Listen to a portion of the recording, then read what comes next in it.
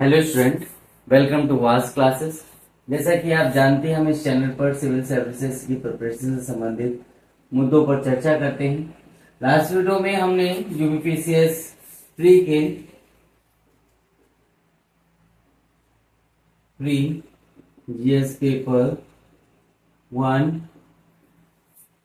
2020 के polity section को discussion कर रहे थे। ठीक है, आज हम यूपीपीसीएस प्री जीएस पेपर 1 2019 के पॉलिटी सेक्शन को हम डिस्कशन यहाँ पे करने जा रहे हैं। ओके, हम लोगों की यहाँ पे पेपर डिस्कशन करने का मेन मोटिव ये है कि आपको वो की पॉइंट्स या वो टॉपिक्स पता चल जाए जो कि आपको उन सब्जेक्ट से कवर करने हैं। अभी हम यहाँ पे ये नहीं देख रहे हैं कि क्या आंसर सही होगा क्या गलत होगा। पहले तो आप वो बुक्स पढ़िए जहां से आपको वो टॉपिक्स मिल जाएंगे और सिलेबस एक तैयार हो जाएगा कि हाँ इतना ही मुझको अभी फिलहाल देखना है, इससे बाहर नहीं जाना है, यहीं तक ही परिधि बनानी है और इतना ही पढ़ना है। ठीक है, जैसे कि क्वेश्चन नंबर 17 देखिए हम 2019 का क्या पूछ रहे हैं, नेटिव मैरिज एक्ट। इस तरीके के क्वेश्चन भी आते हैं, ध्यान रखिएगा। नेटिव मैरिज एक्ट, ठीक है, किस वर्ष पारित किया गया था? चार ऑप्शन दे दिए इन्होंने, 1870, 1872, 1874,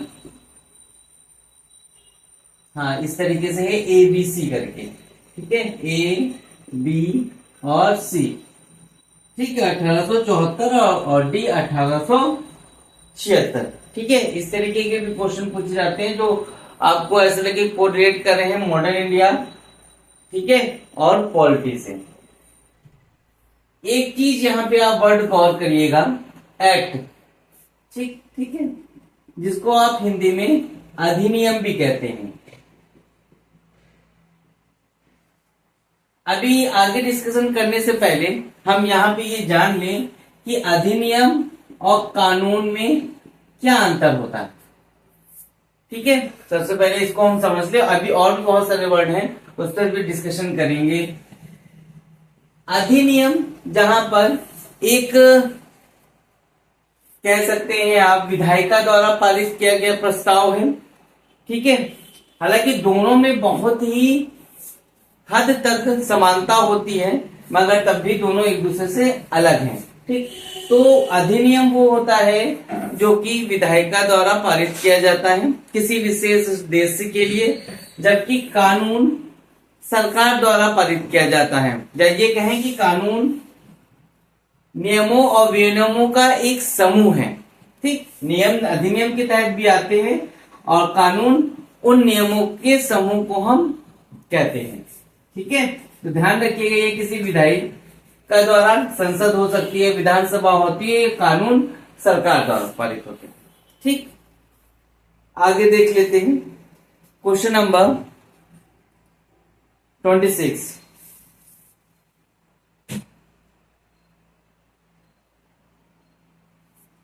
क्वेश्चन नंबर 26 क्या पूछ रहा है आपसे? नीचे दो कथन दिए गए हैं। ठीक है, कथन ए और दूसरा कारण आर। कथन ए क्या कहता है? भारतीय संविधान का अनुच्छेद 30 आर्टिकल 30 अल्पसंख्यक वर्ग शब्द को परिभाषित नहीं करता है। हाईलाइट करिएगा, अल्पसंख्यक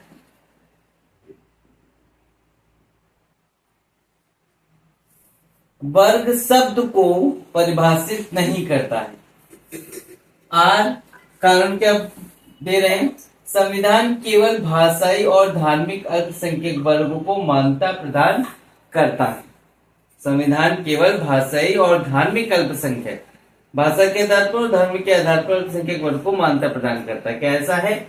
मतलब कि दोनों कथन सत्य है क्या सत्य है, क्या सत्य है क्या असत्य है। ठीक है, तो इससे पहले आपको दो चीजें पढ़नी होंगी, एक आर्टिकल 30 देखना होगा अच्छी तरीके से, और एक अल्पसंख्यक की परिभाषा क्या है संविधान के अनुसार। ठीक है, वो देखना होगा तो आपको क्लियरिटी आ जाएगी। नेक्स्ट क्वेश्चन देखते हैं,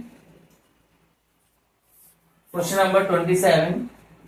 क्या कह रहे हैं, भारतीय संघात्मक व्यवस्था के संदर्भ में निम्नलिखित कथनों में से कौन सा कथन सही है। भारतीय संघात्मक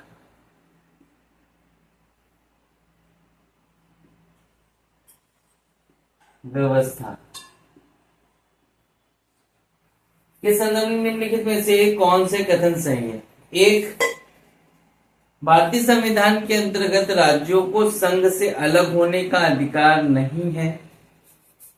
और दो, अलग होने की मात्र वकालत करने पर अभिव्यक्ति की स्वतंत्रता की सुरक्षा मिलेगी। क्या ऐसा है? दोनों कथन आपको पढ़ने होंगे, समझने होंगे।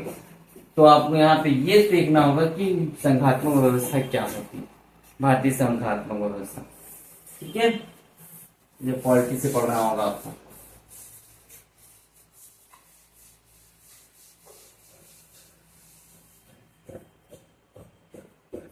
नेक्स्ट क्वेश्चन देखते हैं, क्वेश्चन नंबर 28। क्या कह रहे हो आपको, इनमें से कौन से सही सुमेलित नहीं है। क्या? सार्वजनिक स्वास्थ्य एवं स्वच्छता। ठीक है, सार्वजनिक स्वास्थ्य एवं स्वच्छता, क्या ये राज्य सूची का विषय है? अब सूची की बात आई तो मैं बता दूं, संविधान में 12 अनुसूचियां हैं। ठीक है, जिसमें कि 7वीं अनुसूची के तहत ये 3 आती हैं सूची, राज्य सूची, ठीक है, संघ सूची और समवर्ती सूची। ठीक है, ये ध्यान रखना, हर एक के अपने अपने विषय हैं, वो आपको देखने होंगे। बी कह रहा है कि जनगणना संघ सूची का विषय है। कैसा है? सी, राजभाषा में सीटों का बंटवारा क्या द्वितीय अनुसूची के तहत है? इसका वर्णन किया गया है द्वितीय, सेकंड। ठीक है, या द्वितीय लिख लीजिए।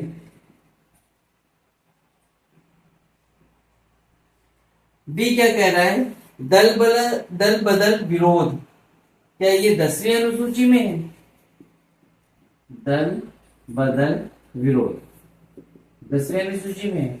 मेन मोटिव क्या है क्वेश्चन का, कि आपको 12 जो अनुसूचियां हैं इनके बारे में ढंग से पढ़ना होगा, ध्यान से। ठीक, नेक्स्ट क्वेश्चन देख लेते हैं, क्या पूछ रहा है आपसे।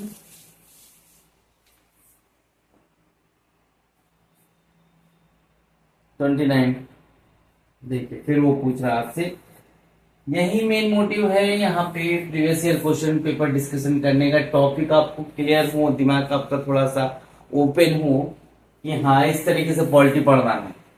केवल सिर्फ सही गलत नहीं देखना है, हमें देखना है कि पॉलिटी में पढ़ना है तो क्या पढ़ना है। ठीक है, भारत के संविधान की 11वीं अनुसूची में 12 है, तो 11वीं अनुसूची में कितने विषय हैं? ए 22, बी 24, सी 29 और डी 32। कितने विषय? ठीक है, next question, question number 30। PMO के संदर्भ में निम्नलिखित में से कौन से कथन सत्य हैं?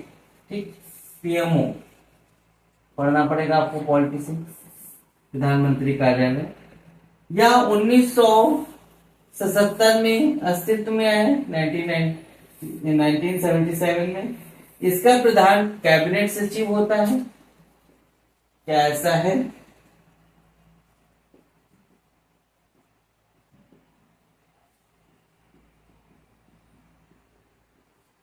ठीक, पीएमओ आपको पढ़ना पड़ेगा पॉलिटी में। नेक्स्ट क्वेश्चन, फिर अनुसूची से, भारतीय संविधान की 6ठी अनुसूची, ठीक है, 6ठी अनुसूची। ये प्रावधान निम्नलिखित में से किस राज्य पर लागू होते हैं? ठीक है, जो इसके प्रावधान है वो किस राज्य पर लागू होते हैं? ए त्रिपुरा, बी सिक्किम, सी नागालैंड या डी उपरोक्त सभी। तो ये तभी पता चलेगा जब आप सूचना पढ़ेंगे ठीक से। नेक्स्ट क्वेश्चन 32, निम्नलिखित में से कौन सा सही सुमेलित नहीं है? ठीक है, ए बंदी प्रत्यक्षीकरण, जिसके बारे में हम लोग पढ़ चुके हैं, रिट्स के बारे में, ठीक है, जिसको हैबियस कॉर्पस भी कहते हैं, बंदी प्रत्यक्षीकरण को। कह रहे हैं कि a to have the body of का मतलब है, ठीक है, मतलब ये समझ लीजिए यहाँ पे कि बंदी प्रत्यक्षीकरण का मतलब क्या होता है या क्यों सुप्रीम कोर्ट में इनका प्रावधान है के कानूनों में। ठीक है, तो ए बंदी प्रत्यक्षीकरण to have the body of, या बी परमादेश जिसको मैंडमस कहते हैं, बी कमांड, या सी प्रतिषेध प्रोहिबिशन जिसको कहते हैं इंग्लिश में टू बी सर्टिफाइड, या डी अधिकार प्रच्छा। ठीक है, कोवारंटो मीन्स बाय व्हाट अथॉरिटी। ठीक है, हर एक शब्द के आगे लिखा मिलेगा आपको कि इनका क्या है मतलब। ठीक, सारी लिस्ट पढ़नी होंगी आपको, ये सब लिस्ट हैं। नेक्स्ट क्वेश्चन, क्वेश्चन नंबर 33, विधेयक। अच्छा, अब विधेयक की बात आ गई है, धन विधेयक, इसको तो पढ़िएगा। विधेयक और अधिनियम में क्या अंतर है? विधेयक और अधिनियम में क्या अंतर है? तो यहाँ पे ये समझ लीजिए, सबसे पहले तो कोई अधिनियम आता है या बनता है कोई भी अधिनियम, तो सबसे पहले मसौदा आता है जिसको आप ड्राफ्ट कहते हैं। ठीक, जब वो विधायिका के सामने पेश कर दिया जाता है तब उसको बिल कहते हैं या विधेयक कहते हैं, और जब दोनों सदनों में पेश होकर वो राष्ट्रपति के पास जाता है, उस पर मोहर लगती जाती है, तब वो बन जाता है अधिनियम। मतलब कि सबसे पहले ड्राफ्ट, फिर बिल और फिर एक्ट, उल्टी एबीसीडी आप समझ लीजिए। ठीक है, तो धन विधेयक भारत के संविधान के किस अनुच्छेद में परिभाषित है? धन विधेयक का वर्णन किसमें है? ए अनुच्छेद 109, या बी 110, या सी 111, या डी 112, किसमें? ठीक है, नेक्स्ट सेक्शन।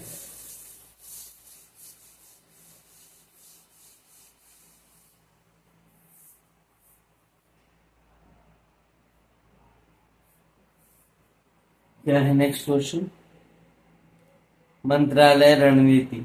ठीक है, 40, क्वेश्चन नंबर 40,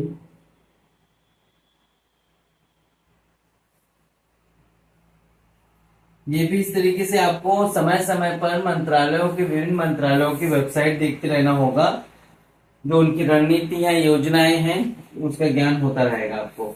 सितंबर 2019 में जल शक्ति मंत्रालय, जल शक्ति मंत्रालय द्वारा प्रारंभ की गई ग्रामीण स्वच्छता रणनीति निम्न में से किस अवधि से संबंधित है? ग्रामीण स्वच्छता रणनीति निम्न में से किस अवधि में से संबंधित है?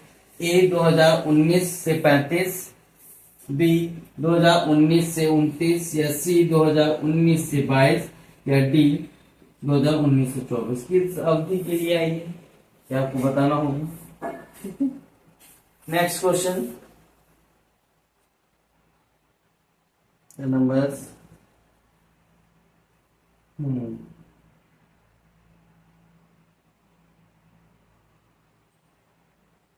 Question number 68।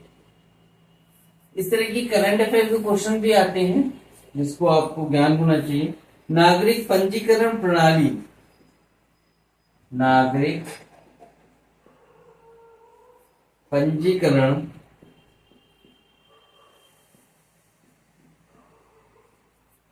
प्रणाली, जिसको आप इंग्लिश में CRS कहते हैं।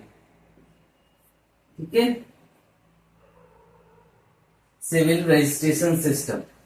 अगर कभी आपने इस चीजों से गुजरे हो, जन्म प्रमाण पत्र या मृत्यु प्रमाण पत्र, उसी से संबंधित क्वेश्चन है। नागरिक पंजीकरण प्रणाली के अंतर्गत कितने दिनों के भीतर जन्म तथा मृत्यु की घटना को भारत में रजिस्ट्रेशन कराना कानूनी रूप से अनिवार्य होता है? ठीक है, घटना को भारत में रजिस्ट्रेशन कराना कानूनी रूप से अनिवार्य होता है। ए 15 दिन के अंदर, या बी 21 दिन के अंदर, सी 26 दिन के अंदर, या डी 30 दिन के अंदर। ठीक है, कितने दिनों के अंदर आपको जन्म प्रमाण पत्र या मृत्यु प्रमाण पत्र के लिए आवेदन कर देना होता है? नेक्स्ट क्वेश्चन,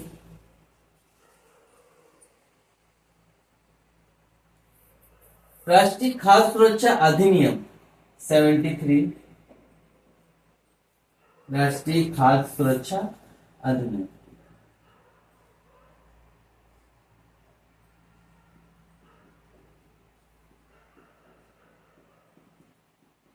सुरक्षा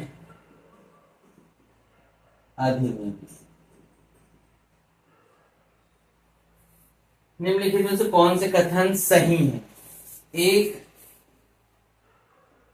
या 75% ग्रामीण तथा 50% शहरी जनसंख्या को आच्छादित करेगी, राष्ट्रीय खाद्य सुरक्षा अधिनियम। या सेकंड, महिलाओं बच्चों को पोषण संबंधी सहायता पर विशेष ध्यान देना। या थर्ड, 18 वर्ष आयु से अधिक की सबसे बड़ी महिला की मुखिया होगी। ठीक है, 18 वर्ष आयु से अधिक की सबसे बड़ी महिला ही घर की मुखिया होगी। ठीक, क्या इस अधिनियम के तहत इस तरीके से चीजें कही गई हैं कि नहीं? नेक्स्ट,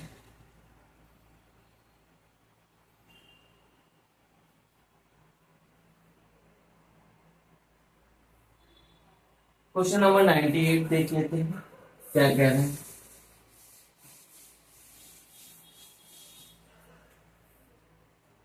निम्नलिखित में से भारत के संविधान में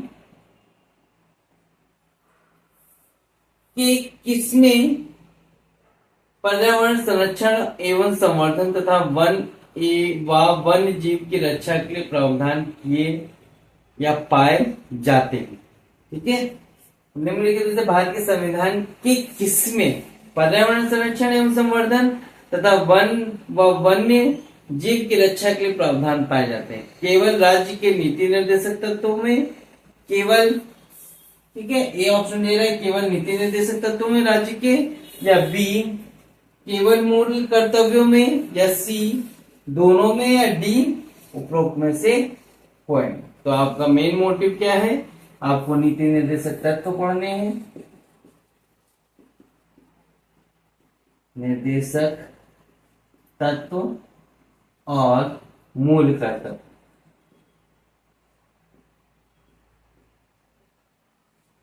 ठीक, नेक्स्ट क्वेश्चन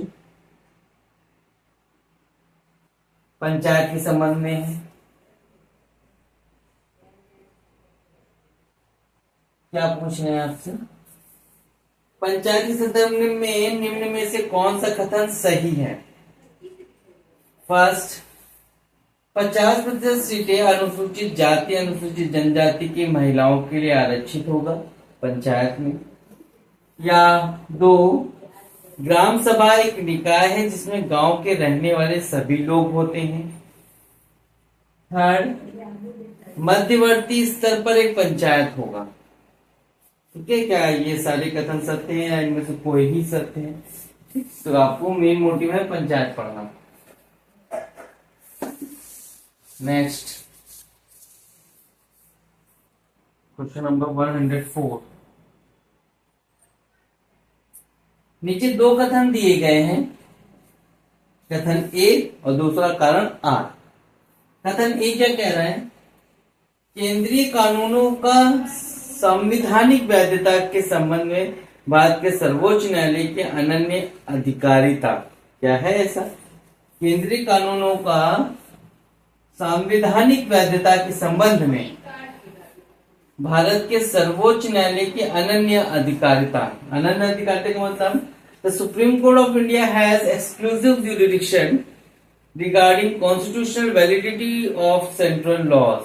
कैसा है? कारण क्या कह रहे हैं? सर्वोच्च न्यायालय भारतीय संविधान का संरक्षक है, इस वजह से Supreme Court is a guardian of Indian constitution. Select the correct answer from the courts given below. A और आर दोनों सही हैं या आर गलत है? ए सही है। आर कथन ए की सही व्याख्या करता है, आर कथन ए की सही व्याख्या नहीं करता। ए सही है, आर गलत है, आर सही है, ए गलत है। क्या? ठीक है, तो आपको पढ़ना होगा इसमें सुप्रीम कोर्ट। ठीक है, नेक्स्ट क्वेश्चन। भारतीय राष्ट्रीय पंचायती राज दिवस मनाया जाता है कब? ठीक है, राष्ट्रीय पंचायती राज दिवस कब मनाया जाता है? राष्ट्रीय पंचायती, इस तरीके से क्वेश्चन पूछ लेगा एकदम बेसिक, राज दिवस। ठीक है, कब मनाया? Next question number 106। 42वें संविधान संशोधन द्वारा कौन सा? 42वां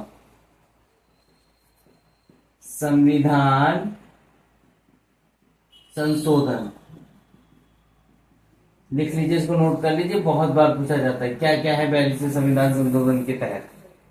द्वारा किस अनुच्छेद के माध्यम से श्रमिकों के प्रबंधन में भागीदारी सुनिश्चित की गई? ठीक है, 42 संविधान संशोधन द्वारा किस अनुच्छेद के माध्यम से श्रमिकों की प्रबंधन में भागीदारी सुनिश्चित की गई? ठीक, अनुच्छेद आर्टिकल 38, आर्टिकल 30A, आर्टिकल 45 या 4, आर्टिकल 43A। ठीक है, किस अनुच्छेद के माध्यम से श्रमिकों के प्रबंधन में भागीदारी सुनिश्चित की गई? नेक्स्ट क्वेश्चन, आप समझ रहे हैं आपको क्या पढ़ना है? 42वां संविधान संशोधन सबसे पहले। ठीक, क्वेश्चन नंबर 107, ये जरूर पढ़िएगा, बहुत ही दिमाग में छाप लीजिए। संविधान की प्रस्तावना, संविधान की प्रस्तावना का विधिक स्वरूप क्या है? या लागू किया जा सकता है, या बी या लागू नहीं किया जा सकता, सी विशेष परिस्थितियों में लागू किया जा सकता है, या डी उपरोक्त में से कोई नहीं। पहले प्रस्तावना पढ़ी ढंग से। ठीक है, नेक्स्ट क्वेश्चन।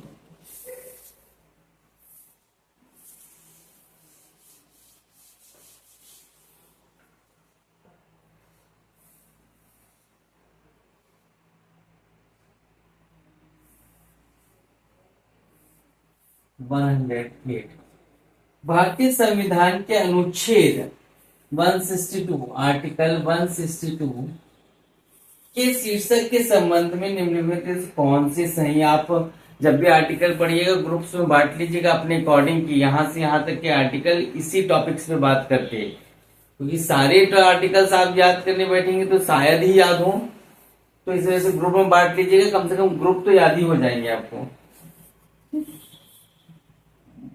भारतीय संविधान के अनुच्छेद 162 के शीर्षक के संबंध में निम्नलिखित में से कौन सा सही है? ए, राज्य की कार्यपालिका शक्ति, बी, राज्यपाल के कार्यालय के लिए शर्त, सी, राज्यपाल की पदावधि, या डी, राज्य की कार्यपालिका शक्ति का विस्तार। क्या है 162 के तहत? पढ़ना होगा आपको। नेक्स्ट क्वेश्चन,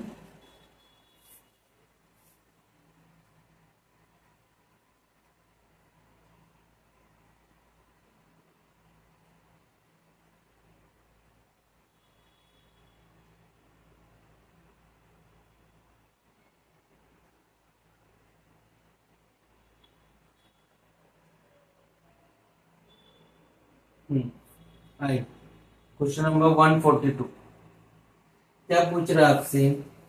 दो आपको सूचियां दे रखी हैं 142, एक में कालक्रम है, एक में प्रारंभ वर्ष है। प्रारंभ वर्ष क्या? अंधत्व नियंत्रण हेतु राष्ट्रीय कार्यक्रम the national programme for control of blindness कब स्टार्ट किया गया? ठीक है, किस वर्ष में? बी, समन्वित बाल विकास योजना इंटीग्रेटेड चाइल्ड डेवलपमेंट स्कीम कब स्टार्ट की गई? सी, राष्ट्रीय कुष्ठ निवारण कार्यक्रम नेशनल लेप्रोसी इरेडिकेशन प्रोग्राम का प्रारंभ हुआ। और डी, राष्ट्रीय ग्रामीण स्वास्थ्य mission national rural health mission कब स्टार्ट हुआ? ठीक है, कौन कौन से कार्यक्रम पूछ रहा है? अंधत्व नियंत्रण हेतु राष्ट्रीय कार्यक्रम, समन्वित बाल विकास योजना, राष्ट्रीय कुष्ठ निवारण कार्यक्रम और राष्ट्रीय ग्रामीण स्वास्थ्य मिशन। तो इस तरीके के महत्वपूर्ण कार्यक्रम होते हैं जिनको आपको ध्यान रखना होगा। ठीक है, चलिए हो गया पॉलिटी के सेक्शन डिस्कशन। ठीक है, थैंक यू सो मच।